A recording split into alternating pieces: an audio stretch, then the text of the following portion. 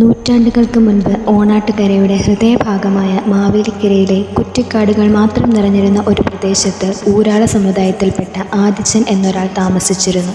ഒരു നാൾ കൃഷിസ്ഥലത്ത് പണി ചെയ്യുമ്പോൾ ആദിച്ചൻ്റെ വെട്ടുകത്തി മണ്ണിൽ പൂർന്നു കിടന്ന ഒരു ശിലയിൽ തട്ടുകയും അതിൽ നിന്നും രക്തം പ്രവഹിക്കുകയും ചെയ്തു. പരിഭ്രാന്തനായ ആദിച്ചൻ ഉടൻ മാവേലിക്കര രാജകൊട്ടാരത്തിൽ വിവരമറിയിച്ചു.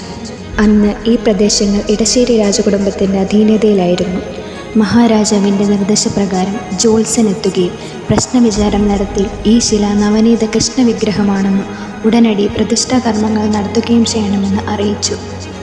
അങ്ങനെ നവനീത വിഗ്രഹം കൊട്ടാരം ചിലവിൽ തൽക്കാലം പ്രതിഷ്ഠിച്ചു. പിന്നീട് ഈ വിഗ്രഹം കണ്ടെത്തിയ ആദിച്ചനെ ഇടശ്ശേരി മഹാരാജാവ് കേരളാദിച്ചൻ എന്ന് നാമകരണം ചെയ്ത് ആദരിച്ചു. പിൽക്കാലത്ത് ഇന്ന് കാണുന്നത് പോലെ വിപുലമായ ക്ഷേത്രം പണിത് വിഗ്രഹം പുനഃപ്രതിഷ്ഠ നടത്തുകയാണ് ചെയ്തത്. മാവേലിക്കര വാണരുൾ ശ്രീകൃഷ്ണസ്വാമി ഇന്നും ഭക്തജന മനസ്സുകളുടെ ആരാധനാമൂർത്തിയാണ്.